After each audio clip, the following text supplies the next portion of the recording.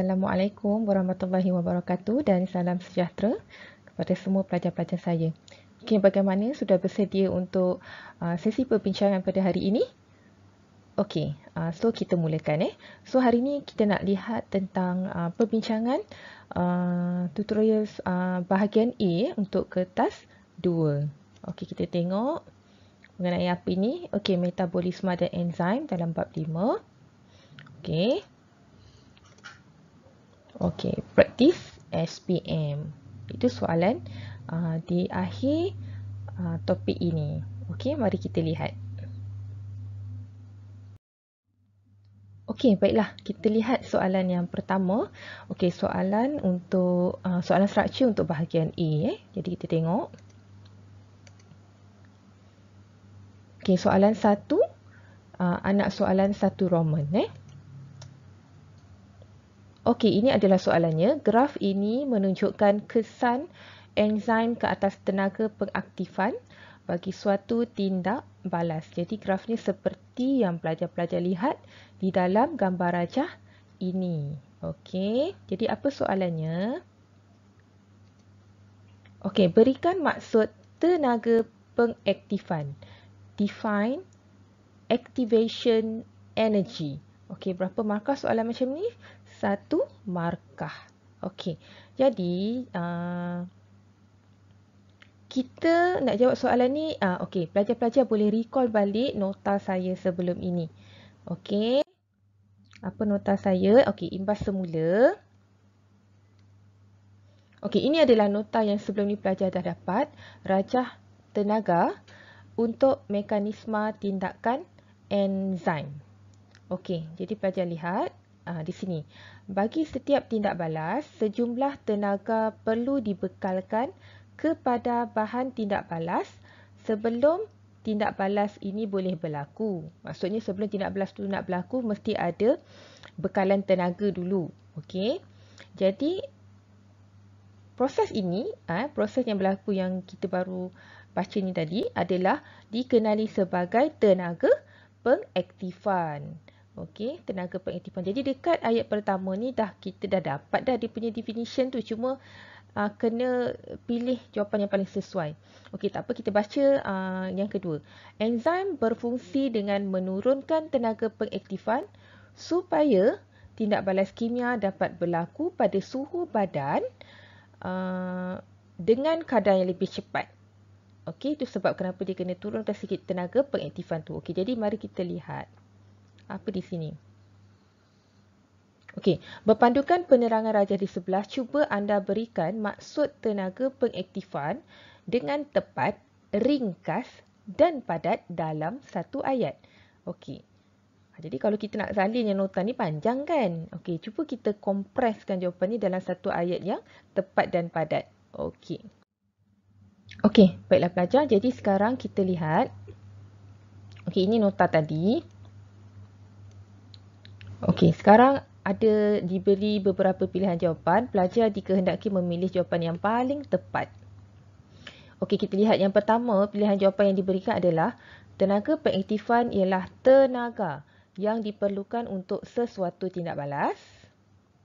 Yang kedua, B, tenaga pengaktifan ialah tenaga minimum yang diperlukan untuk memulakan suatu tindak balas biokimia. Dan yang ketiga, tenaga pengaktifan ialah tenaga maksimum yang diperlukan untuk tindak balas. Jadi pelajar-pelajar cuba pilih jawapan yang paling tepat. Agak-agaknya yang mana satu agaknya jawapan yang paling tepat. Okey, jawapan-jawapan ketiga-tiga ni dekat-dekat je semua, tapi cari yang paling maksudnya membawa maksud yang paling tepat lah. Okey, pertama, tenaga yang diperlukan. Okey, betul, memang perlukan tenaga untuk buat suatu tindak balas. Okey. Tapi untuk bahagian tenaga yang diperlukan ni, kita tak boleh sekadar cakap tenaga yang diperlukan. Okey. Kalau kita nak contoh nak pergi bawa kereta pun, kalau minyak tak ada empty, tak boleh gerak nanti. Ataupun kalau you bawa je terus, nanti kereta tu akan berhenti tengah jalan. Jadi macam-macam mana pun kereta tu perlu diisi minyak. Betul tak? Isi minyak pun kalau dekat stesen minyak pun ikut kesesuaian. Kalau motor mungkin lebih sikit isi minyaknya, kalau kereta banyak. Jadi dia mesti ada, orang kata, tahap minimum dia. Kalau kita nak isi minyak pun minimum berapa yang membolehkan kereta tu bergerak. Jadi sama macam ni. Okay, tindak balas ni pun diperlukan tenaga. Tapi tenaga tu kita panggil dia tenaga minimum lah. Yang diperlukan supaya tindak balas tu berlaku. Okay, tindak balas apa? Kalau kita tengok dekat sini, nama tindak balas yang lebih tepat tu adalah tindak balas biokimia. Jadi kalau tengok dekat sini, jawapan yang paling tepat, okey. Okey, jawapan yang paling tepat adalah dalam yang mana apa pelajar? Inilah B. Ini jawapan yang paling tepat. Okey. Jadi untuk soalan ni jawapan yang paling tepat adalah B. Okey, kita tengok soalan yang berikutnya. Okay, masih lagi bahagian A, tapi soalan 1, anak soalan angka Roman 2. Okey, ini adalah gambar rajahnya. Masih gambar rajah yang sama. Tapi apa soalan dia? Okey, nyatakan graf yang menunjukkan pertama, tindak balas tanpa enzim, dan yang kedua, tindak balas dengan enzim. Jadi kalau pelajar lihat di sini, okey, ada dua lah pilihan jawapan ni. Sama ada yang ni, EA1 ni, okey, yang anak panah ini, dengan EA2. Jadi kita recall semula nota saya yang sebelum ni. Okey, kita recall semula nota saya yang sebelum ni ya.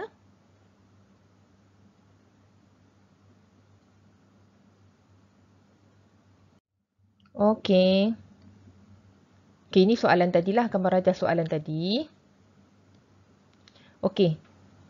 Ini nota sama macam soalan sebelum ni pun, kita impas nota yang sama kan. Okey, rajah tenaga untuk mekanisme tindakan enzim. Jadi, pelajar boleh comparekan dekat sini. Nampak ni? Ni nota saya kan?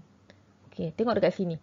Okey, yang ni adalah tanpa tenaga pengaktifan tanpa enzim yang anak panah yang lebih tinggi ni.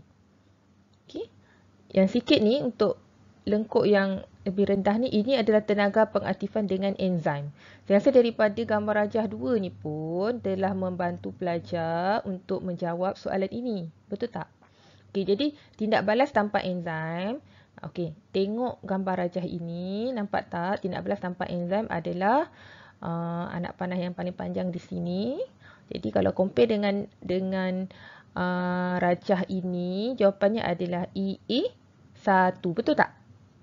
Betul tak? Okey, kejap ya. Tindak balas tanpa enzim. Okey, EA1. Tindak balas dengan enzim pula yang bawah ni lah, nampak tak? Tenaga pengaktifan dengan enzim di sini. Jadi compare dengan kat sini, jawapan dia adalah EA2. Okey. Okey, baiklah kita tengok soalan yang berikutnya. Okey, soalan 1, anak soalan 3 angka Roman. Okey, masih menggunakan graf yang sama.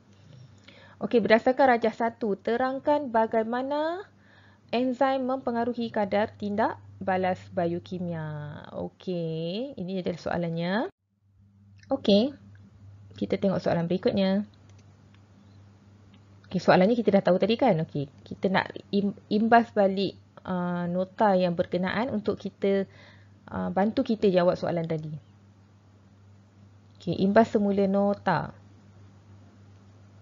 Okey, sifat-sifat umum enzim. Jadi, ini yang pelajar kena tengok balik. Okey, cuba tengok dekat sini. Sifat umum enzim kita keluarkan 3 daripadanya. Yang pertama, enzim ialah protein yang disintesis oleh sel hidup. Okey, jadi penerangan yang lebih lanjut adalah struktur dan aktiviti enzim ni adalah peka kepada perubahan suhu dan pH. Okey, yang kedua, enzim adalah mangkin biologi. Okey, penerangannya adalah mempercepatkan tindak balas metabolik dengan merendahkan tenaga pengaktifan. Okey. Dan yang ketiga adalah tindakan enzim adalah sangat spesifik. Enzim hanya bertindak pada substrat yang dapat bergabung dengan tapak aktifnya. Okey, sekejap ya. Okey, dekat sini. Soalannya adalah tadi, terangkan bagaimana enzim mempengaruhi kadar tindak balas. Betul tak? Terangkan bagaimana enzim mempengaruhi kadar tindak balas. Okey. Jadi dekat sini, dalam ni sebenarnya kita dah boleh nampak dah jawapan dia. Okey, antaranya adalah okey.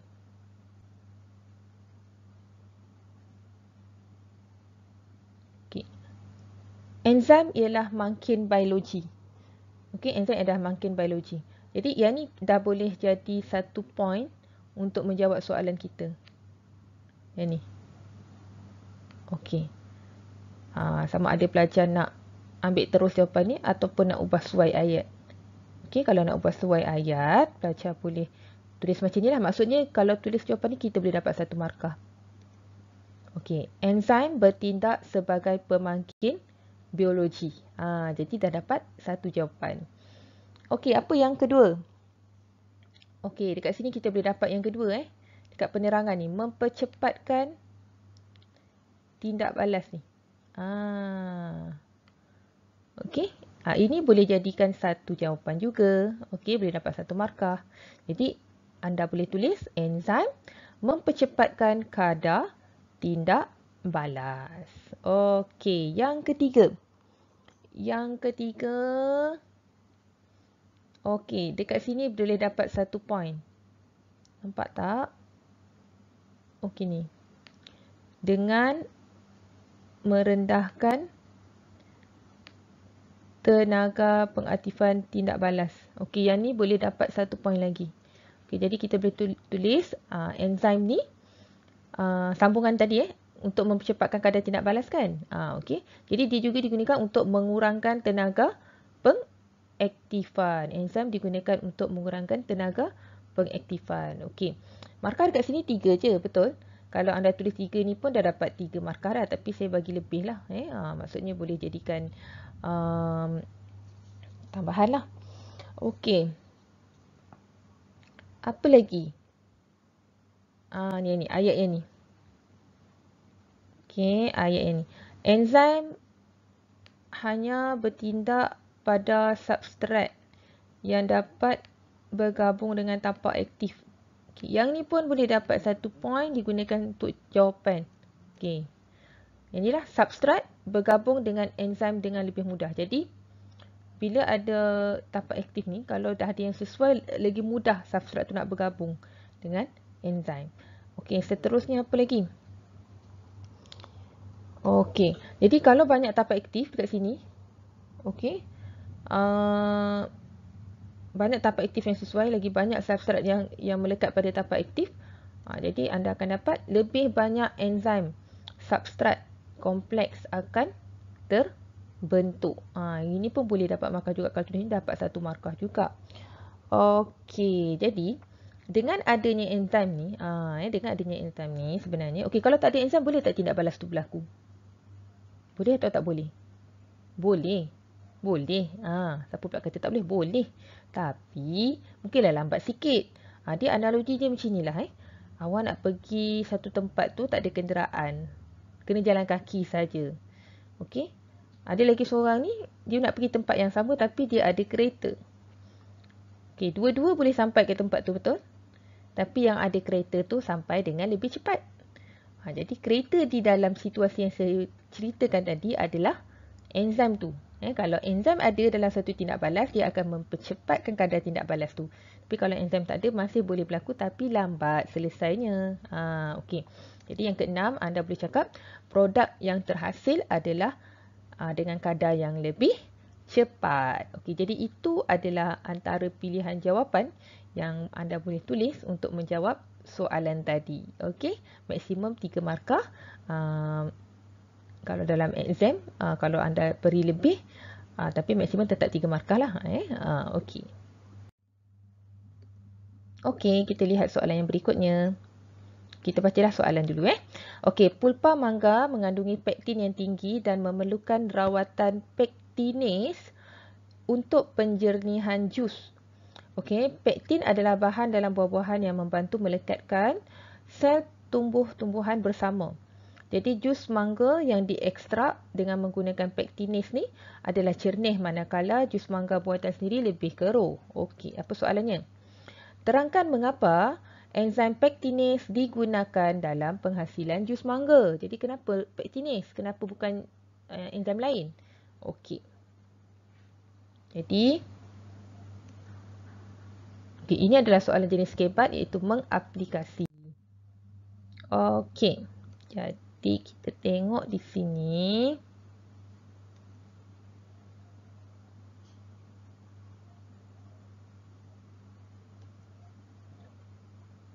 Okey. Daripada pernyataan ni sebenarnya pelajar-pelajar dah boleh carilah isi-isi penting untuk menjawab soalan ni. Okey, berapa markah ni? 3 markah juga. Okey, 3 markah juga. Jadi dia tanya, kenapa enzim pektinase digunakan untuk penghasilan jus mangga? Okey, kita tengok balik. Dia cerita kat sini. Okey, pulpa mangga ni mengandungi pektin yang tinggi dan memerlukan rawatan pektinase untuk penjernihan jus. Okey, apa fungsi pektin ni? Pektin ni adalah bahan yang membantu sel-sel buah mangga tu melekat bersama. Okey. Pulpa mangga mengandungi pektin yang tinggi dan memerlukan rawatan pektinase. Okey. Jadi yang pertama, kenapa enzim pektinase digunakan dalam penghasilan jus mangga? Okey, hanya enzim pektinase ni sahaja yang sesuai untuk bertindak ke atas pektin. Okey. Selalunya dia punya nama enzim dengan nama tu tak jauh beza dia punya. Okey. So yang pertama, pektinase bertindak ke atas pektin. Ini dah boleh dapat 1 markah kalau awak buat macam ni. Okey, yang kedua, dengan cara apa dia punya nak balas terhadap pektin tu? Okey, dia menghidrolisiskan pektin tu. Dia menghidrolisiskan pektin tu. Jadi jawab macam ni dapat 1 lagi markah. Okey, yang ketiga, pelajar kena explain kalau pektin ni tak ada, apa jadi kat mangga tu? Kalau pektin tu tak ada. Sekarang pektin tu adalah membantu sel-sel mangga tu melekat bersama kan? Jadi pelajar boleh tulis, tanpa pektin, sel mangga ni tidak melekat. Jadi pentinglah pektin ni untuk sel mangga. Okey. Jadi apa lagi kelebihan pektinase kalau kita guna? Okey, pektinase ni dia memudahkan pengekstrakan jus daripada buah. Okey, dan yang terakhir sekali, dengan menggunakan pektinase ni, okey, membantu, dia boleh juga membantu kita untuk menambahkan hasil jus. Okey. Okey, jadi pelajar, daripada jawapan-jawapan pendek yang kita dah senaraikan tadi, pelajar cuba untuk combinekan semua isi-isi penting tu dalam satu ayat supaya nampak mantap sikit jawapan kita. Jadi macam mana? Jadi kita tengok dekat sini, pelajar-pelajar boleh sambungkan ke 6 isi tu tadi dalam satu ayat. Okey, jadi jawapan penuh dia akan nampak macam inilah. Okey, enzim pektinase digunakan dalam penghasilan jus mangga kerana pektinase bertindak ke atas pektin dengan menghidrolisiskan pektin tersebut. Tanpa pektin, sel mangga tidak dapat melekat. Hal ini memudahkan pengekstrakan jus dari buah serta menambahkan hasil jus. Okey, nampak tak? Okey, jadi cara nak jawab, pelajar cari dulu isi-isi penting dia, senaraikan, lepas dah dapat kita combine dalam satu ayat. Okey, jadi untuk hari ini itu saja dulu. Jadi semoga pelajar boleh menyelesaikan tugasan yang saya berikan berdasarkan video tutorial ini. Okey, itu saja untuk hari ini. Terima kasih. Assalamualaikum.